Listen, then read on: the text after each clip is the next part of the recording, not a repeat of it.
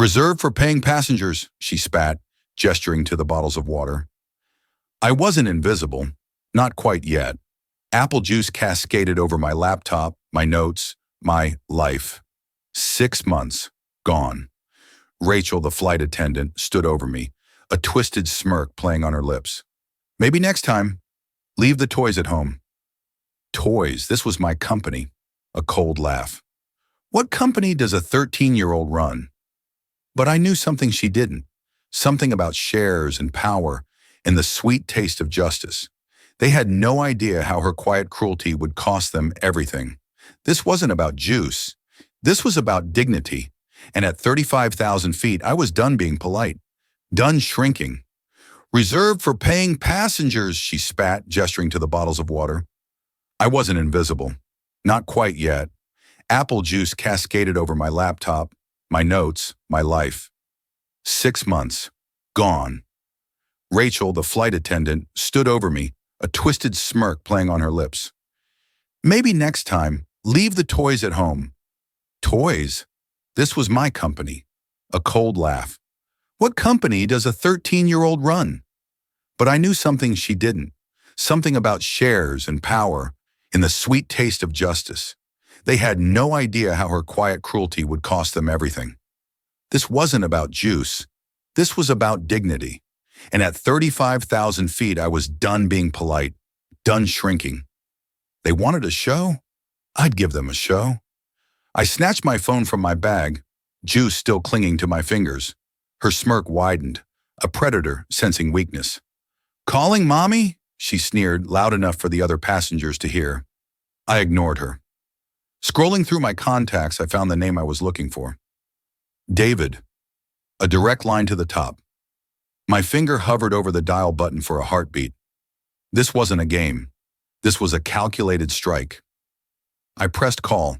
The phone rang twice before a deep voice answered. Carter, good to hear from you. What can I do for you today? My voice when I spoke was steady, eerily calm against the backdrop of the gasps and murmurs rippling through first class. Hi, David. I'm on one of your planes right now. Flight 447, Atlanta to Miami. I need you to turn this plane around. I could almost see his eyebrows furrowing on the other end of the line. Turn the plane around? Naomi, is everything all right? Not exactly. There's been an incident. Let's just say some of your staff seem to have a problem with me being a paying passenger, and my laptop, along with 6 months of irreplaceable work, just took an apple juice bath. A beat of silence, then a clipped professional tone. I understand. I'll take care of it immediately. Consider it done. The call ended. The air in the cabin crackled with anticipation. Rachel's triumphant smirk had dissolved into a mask of bewildered apprehension. The businessman in 1A, Gerald, choked on his champagne. His wife, Diane, stared at me with undisguised horror. Who did you call? Rachel finally managed to stammer, her voice a shaky whisper. I met her gaze, letting the quiet simmer of anger finally surface. Someone who takes customer satisfaction very, very seriously. The captain's voice crackled over the intercom. Flight attendants, prepare for immediate return to Atlanta. We've experienced a minor mechanical issue. He paused, then added with a tone that suggested he was reading from a script. We apologize for any inconvenience this may cause. Inconvenience?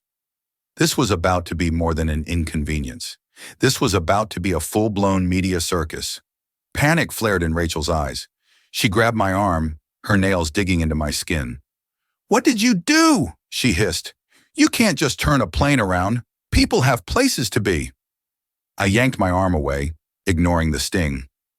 Maybe you should have thought about that before you decided I didn't belong here. Gerald Westbrook sputtered. This is outrageous. You're just a kid. You can't do this.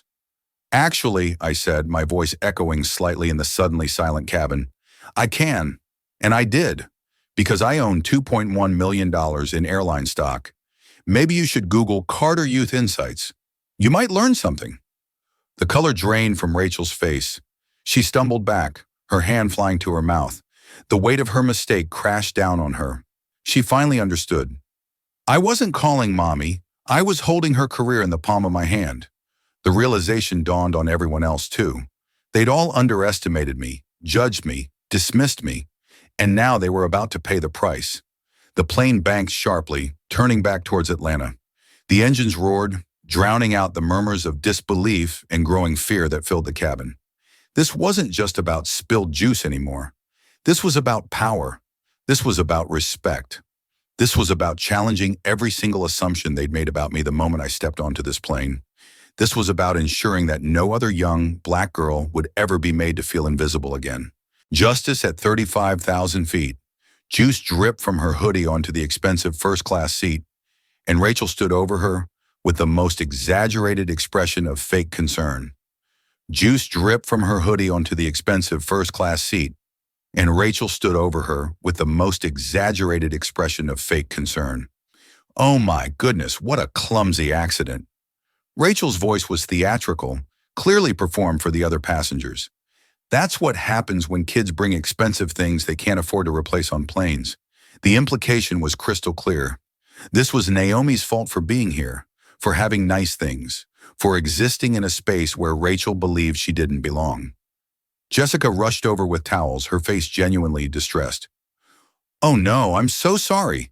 Here, let me help." Rachel cut her off sharply. "Jessica, I'll handle this. Go check on the economy." Jessica hesitated. "But now," Rachel commanded. Jessica walked away reluctantly, looking back at Naomi with sympathy and guilt. Marcus appeared with more towels, kneeling beside Naomi's seat to help her clean up. His voice was soft and kind. "Let's get you cleaned up, okay?" Tears were flowing freely down Naomi's face now. "My laptop. 6 months of work. My presentation is tomorrow." "Do you have a backup?" Marcus asked gently. Naomi's voice cracked. "In the cloud, but the hardware. Some files were only saved locally." Rachel stood over them both, her arms crossed, her expression showing zero remorse. "Well, maybe next time you'll leave the toys at home." Naomi looked up at her, tears streaming down her young face. "This isn't a toy.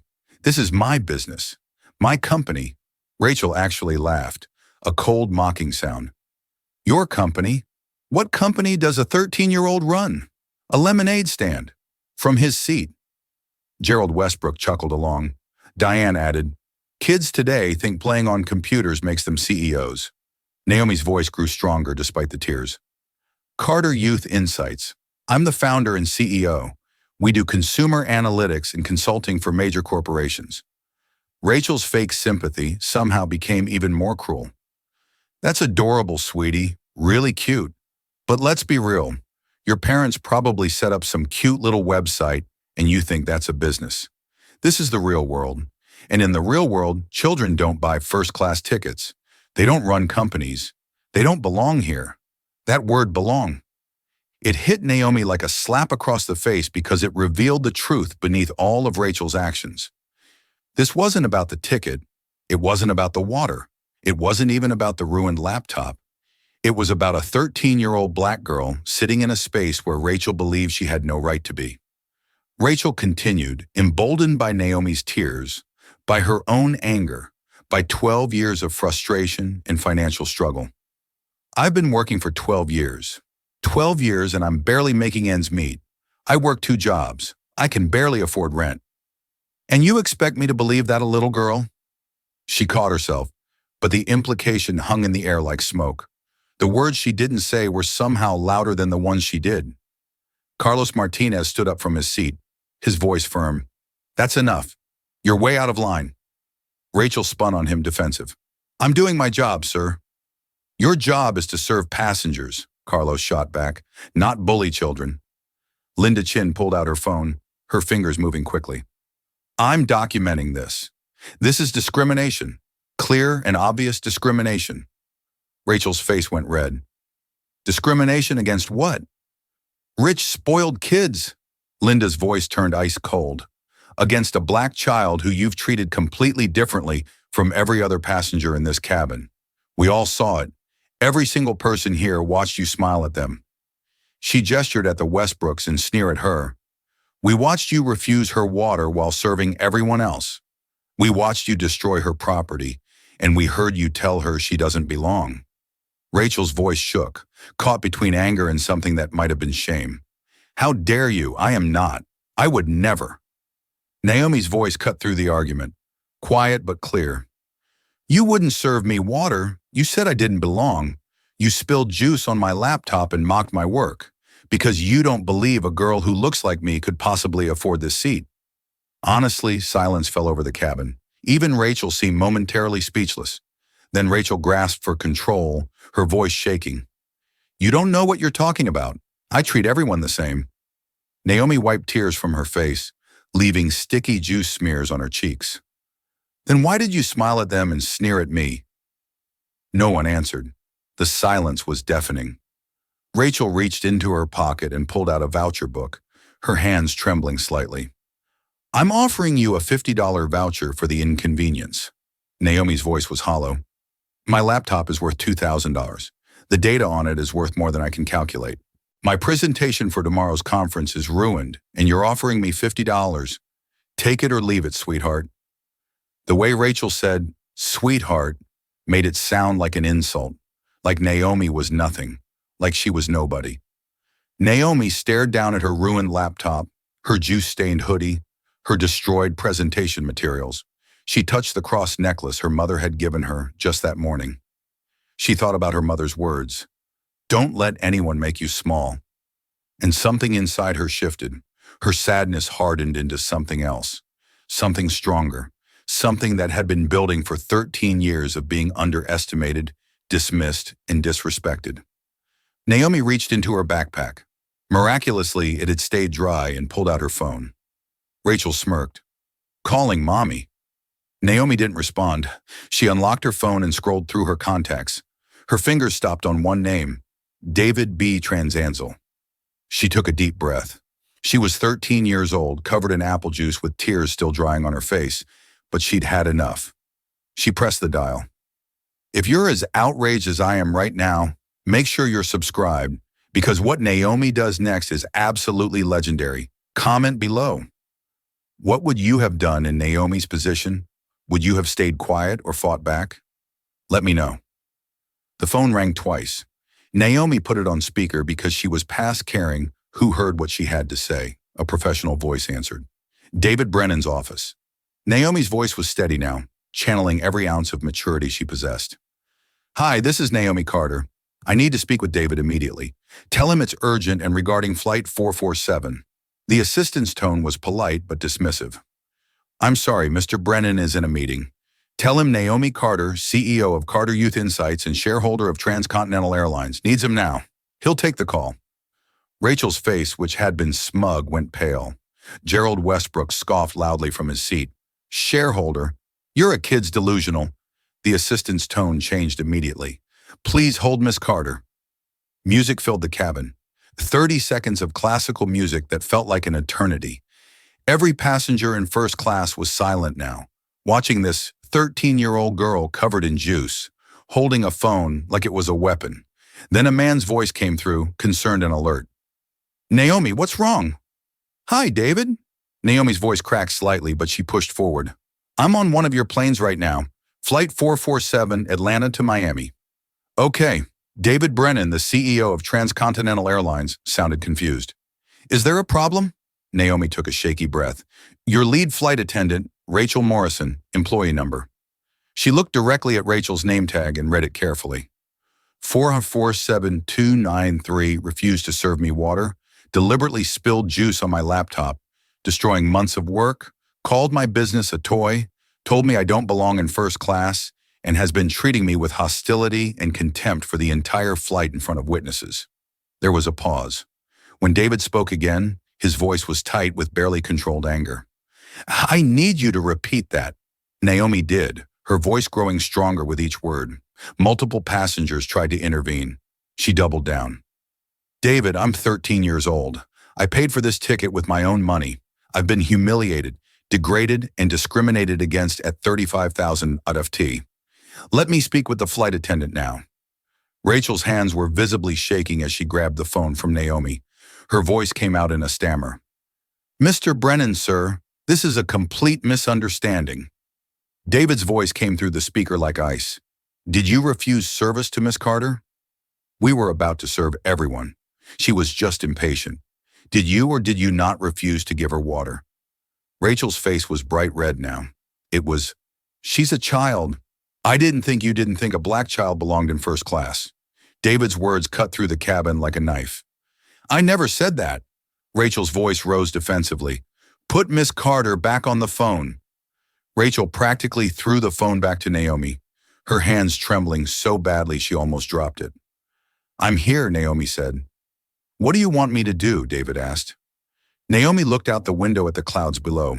She thought about every time someone had dismissed her, every time someone had assumed she was nobody, every time someone had made her feel small, and she made a decision that would change everything. Turn the plane around. Silence. Complete and total silence. You want David's voice was stunned. You want to ground the flight. I want this plane to return to Atlanta, Naomi said, her voice clear and unwavering. I want to address this face to face. I want everyone on this aircraft to understand that this behavior has consequences. Naomi, that's a huge ask. 200 passengers, crew schedules, gate fees, fuel costs. I'll personally compensate every passenger for their inconvenience. $500 each plus rebooking on the next available flight upgraded if they weren't already first class. That's $100,000. I'll cover it. Gas rippled through the first-class cabin. Passengers who'd been pretending not to listen were now openly staring. You're serious, David said, and it wasn't a question. I've never been more serious in my life. Naomi's voice strengthened with each word. I'm a 13-year-old girl who worked hard for everything I have. I earned my success. I paid for this ticket with money I made, and I'm being treated like garbage because of how I look and how old I am. If this is how your airline treats passengers, treats children, then we have a major problem. And as a shareholder, I have the right to demand accountability. There was a long pause. Naomi could almost hear David calculating, weighing the costs, considering the implications. How many shares do you own, Naomi? Naomi's answer was precise. 47,000 shares purchased 6 months ago through my investment manager. At current market value, that's approximately $2.1 million invested in your airline. Rachel literally staggered backward, grabbing the seat behind her for support. Gerald Westbrook's mouth fell open so wide you could see his expensive dental work. Diane Westbrook's hand flew to her pearl necklace, clutching it like a lifeline. Linda Chin smiled slightly, nodding with satisfaction. David's voice came through the phone filled with resignation and what might have been respect. You own Jesus. You're absolutely right. You have every right to demand this. I'm calling the captain right now. Flight 447 is returning to Atlanta. Thank you, David. Naomi, his voice softened. I'm so sorry this happened. This isn't who we are. This isn't who we want to be. Naomi's voice became small again, the vulnerable 13-year-old breaking through the CEO persona. I really hope not. She ended the call. The plane was absolutely silent. You could have heard a pin drop in the carpeted aisle. Rachel stood frozen, her face the color of fresh snow. Her mouth opened and closed like a fish gasping for air, but no words came out. You're really, Rachel finally managed to whisper. Naomi looked up at her, exhausted and covered in drying apple juice. Really? What? Really successful? Really? A shareholder? Really? Someone who deserved basic human dignity? The intercom crackled to life, making everyone jump. Ladies and gentlemen, this is Captain Reynolds speaking. The pilot's voice sounded bewildered. We've received a request from our corporate office to return to Atlanta due to an urgent passenger matter. We'll be landing in approximately 35 minutes. We apologize for any inconvenience. Flight attendants, please prepare the cabin for turnaround. Chaos erupted. What are you kidding me? I have a meeting in Miami. What urgent matter? This is insane. Passengers were pulling out phones, complaining loudly, demanding explanations. The entire cabin descended into confusion and anger. Naomi unbuckled her seatbelt and stood on her seat. She was so small that even standing on the expensive leather cushion, she was barely taller than the seated passengers around her. Excuse me, her young voice cut through the noise. Everyone, please, I'm sorry. This is my fault. The cabin gradually quieted, all eyes turning to the 13-year-old girl standing on seat 2A, covered in apple juice with tears still streaking her face. "My name is Naomi Carter. I'm 13 years old." She took a deep breath. "I asked this plane to turn around because I was discriminated against, humiliated, and had my property destroyed by a flight attendant. I know this affects all of you, every single person on this plane. So I'm personally giving every passenger $500 plus rebooking you on the next available flight with upgrades. You'll all be compensated for this delay. I'm truly, truly sorry for the inconvenience." She sat back down, suddenly looking very young and very tired and very small. For a moment, nothing happened. Then Linda Chin started clapping, slow, deliberate applause that echoed through the cabin. Carlos Martinez joined in, his applause strong and supportive. Then several other passengers began clapping.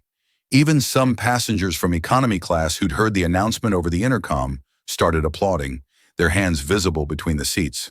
But not everyone was supportive. An angry businessman in row 3 stood up. "This is absolutely ridiculous. Overspilled juice. You're inconveniencing 200 people over a clumsy accident." Linda Chin stood up too, her voice sharp. It wasn't about juice. It was about dignity. It was about a child being discriminated against because of her age and her race. And if you can't see that, if you can't understand why that matters, then you're part of the problem. The businessman sat back down, grumbling. Rachel had collapsed into the flight attendant jump seat, her head in her hands. Her shoulders shook. She might have been crying, but it was hard to tell. Jessica, the young flight attendant who'd been forced to walk away earlier, came and sat beside Naomi. Her eyes were red. "I'm so sorry," Jessica whispered. "I should have stood up for you. I should have said something, done something. I was just scared of Rachel, scared of losing my job, and I let her treat you like that. I'm so sorry." Naomi looked at her. "You're young. You were scared.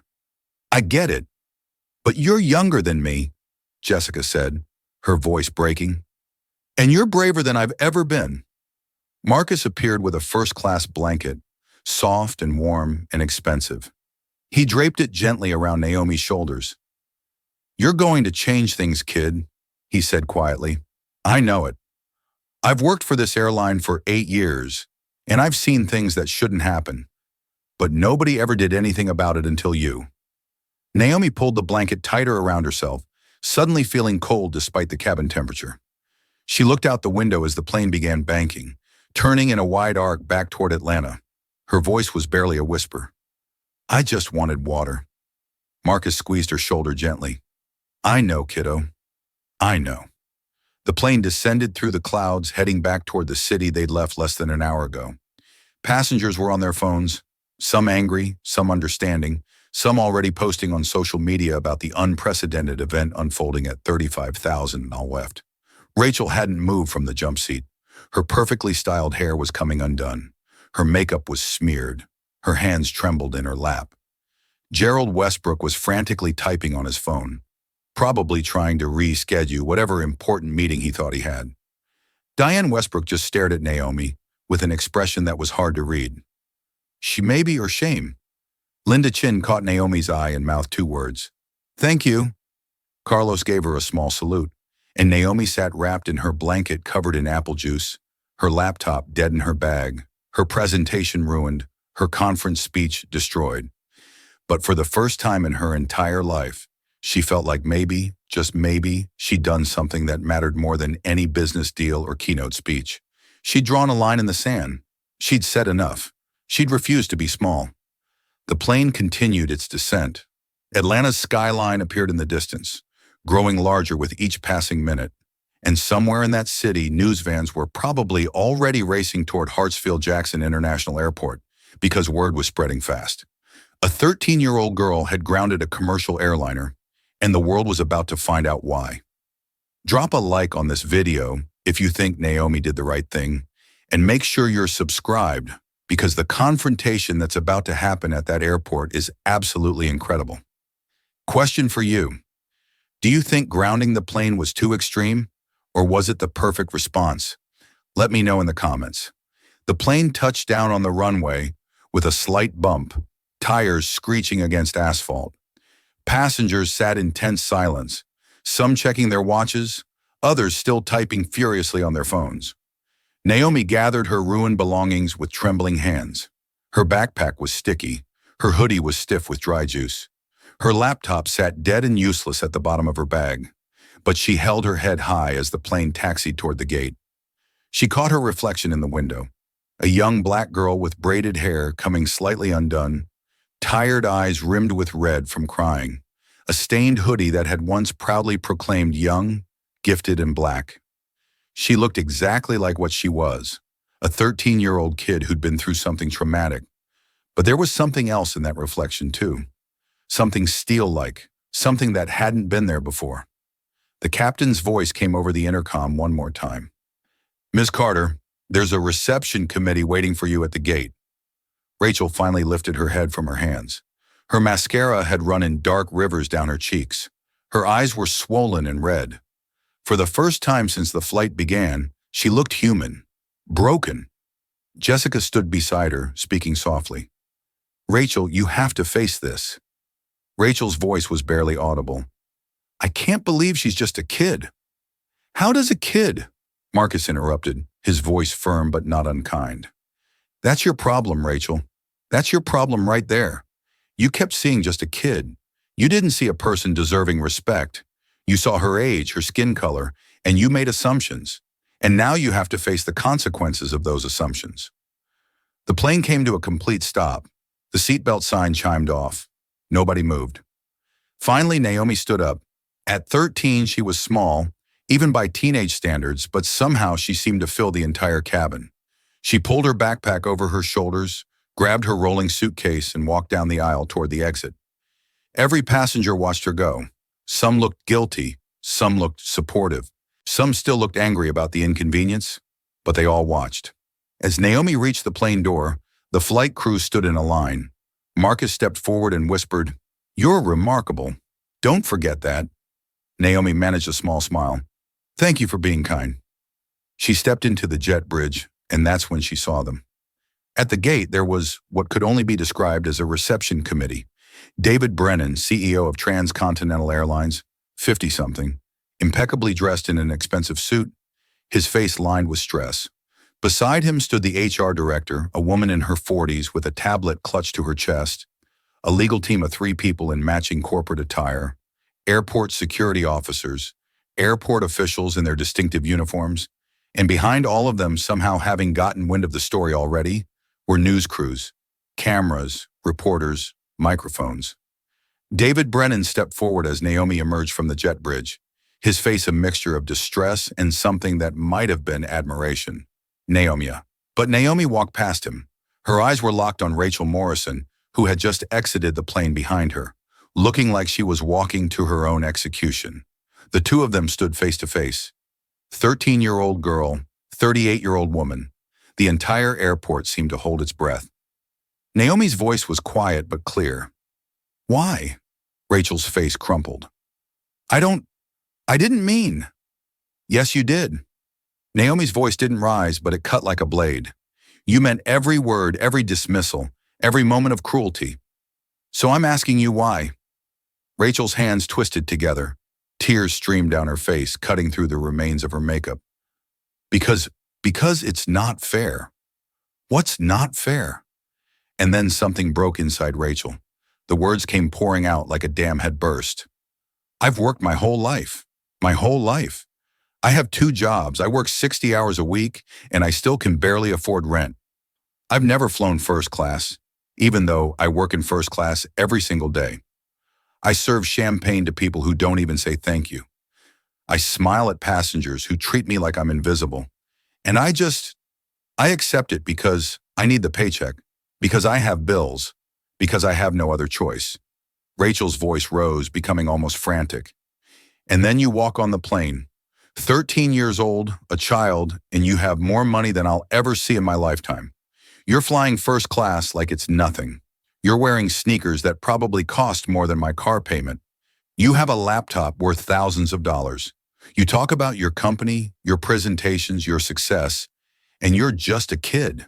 She was sobbing now, the words barely coherent. "And I know it's wrong. I know it's not your fault. But I couldn't stand it. I couldn't stand seeing you have everything I've worked for and will never achieve. And when you asked for water, something in me just snapped. I wanted you to feel small. I wanted you to feel like you didn't belong. Because if you belong there, what did that say about me? The airport terminal was absolutely silent. Everyone, passengers, airline staff, security, reporters, stood frozen, listening to this confession. Naomi's voice was soft. So you punished me for your pain. Rachel nodded, unable to speak, her body shaking with sobs. You saw a black girl in first class, Naomi continued, and you assumed I didn't earn my seat. You saw my age and assumed I was playing pretend. You saw my success and felt it diminished yours. But Ms. Morrison, Naomi stepped closer. My success isn't your failure. My seat doesn't take away your worth. The fact that I have money doesn't mean you deserve to struggle, and my skin color and my age don't make me less deserving of respect. Rachel looked up at her, mascara-stained face twisted with anguish. I know, got to. I'm a horrible person. No, Naomi said firmly. You're a hurt person who hurt someone else. There's a difference, the system that underpays you, that makes you work 2 jobs to survive, that makes you serve champagne to people who make in a day what you make in a year. That's the problem. But you took your pain and you aimed it at me, a 13-year-old girl, because I was an easier target than the system that's actually hurting you. David Brennan stepped forward, his voice authoritative. Ms. Morrison, you're suspended, pending a full investigation. Effective immediately, Rachel nodded numbly, seeming to shrink into herself, but Naomi raised her hand. Wait. Everyone turned to look at her. Don't fire her. David's eyebrows shot up. Naomi, I know what she did, Naomi interrupted. I know better than anyone, but firing her doesn't fix anything. It doesn't change the belief she has. It doesn't help her understand why what she did was wrong. It just makes her angry. And then she takes that anger out on the next person who reminds her of her own pain. Linda Chin, who'd followed the group off the plane, spoke up. You're remarkable, truly remarkable. Naomi turned to the news cameras that were now openly filming. Can I say something? Reporters surged forward, microphones extended. Naomi stood in front of them, 13 years old, covered in dried apple juice, exhausted beyond measure, and she looked directly into the cameras. My name is Naomi Carter. I'm 13 years old. I'm the CEO of Carter Youth Insights. I'm a shareholder in Transcontinental Airlines, and today I grounded a plane. A reporter called out, Why did you ground the plane, Naomi? Naomi took a breath. Because I was discriminated against. Because a flight attendant saw a young black girl and decided I didn't deserve basic service. Because she destroyed my property and mocked my success. Because she told me I didn't belong. And I want people to know something, especially young people, especially black and brown kids, especially girls. Respect is not negotiable, dignity is not debatable, and success has no age limit. Never let anyone make you small. If this story moved you, if it inspired you, if it made you think differently about respect and dignity and standing up for yourself, please subscribe to this channel. Share this video with someone who needs to hear this message. And most importantly, remember Naomi's lesson. You belong. Wherever you are, whatever space you're in, you belong. Who in your life needs to hear Naomi's story? Tag them in the comments and tell me, what's one time you wish you'd stood up for yourself, but didn't? Let's talk about it because your story matters just as much as Naomi's. Thank you for watching, and remember, never let anyone make you.